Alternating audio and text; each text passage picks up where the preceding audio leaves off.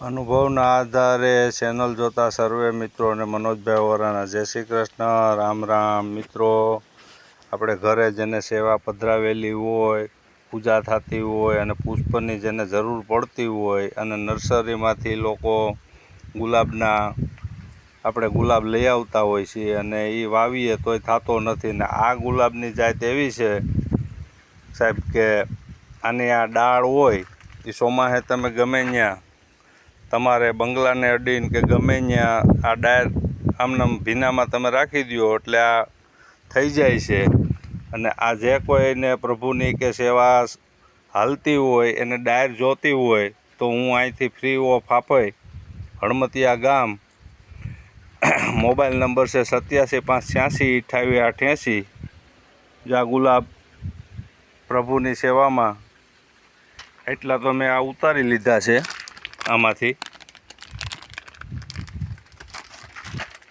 જો, અને તોય આ રીતના એટલા આમાં છે. આ ગુલાબની ક્યારી છે અહીં આપણા ફાર્મ ઉપર. અને આ ડાયર જ મેં ચોમાસે લાવી અને વાવી હતી. રોપાની કોઈ જરૂર નથી પડતી.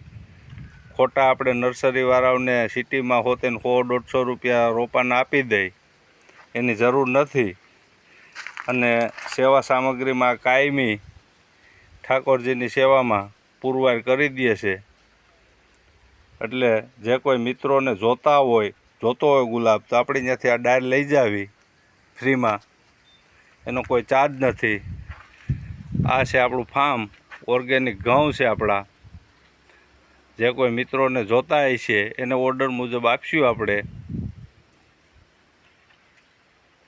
ઘઉં પાક ઉપર આવી ગયા છે મિત્રો, એટલે ખોટા ખર્ચાથી બચીએ આપણે તો ઘણો ફાયદો થાય.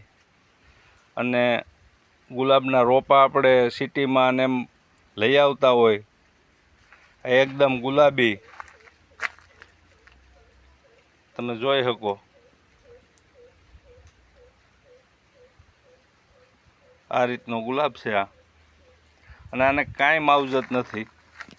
નીચે તમે જોઈ શકો પથ્થર ને એવું જ પડ્યું છે જો.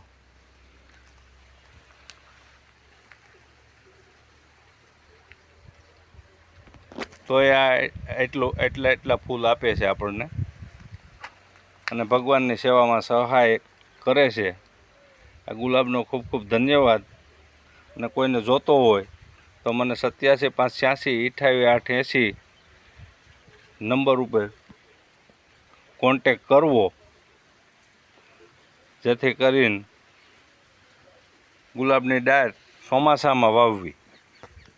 અને ચોમાસામાં વાવો એટલે પાણીની કે શેની જરૂર ન પડે. તુલસી ક્યારે વાવી દો તોય થઈ જાય. અને બગીચો હોય એમાં વાવો તો પણ સિટીમાં થઈ શકે. અને ગુલાબ કોઈની ત્યાં આપણે ફૂલ લેવા જવું પડે નહીં.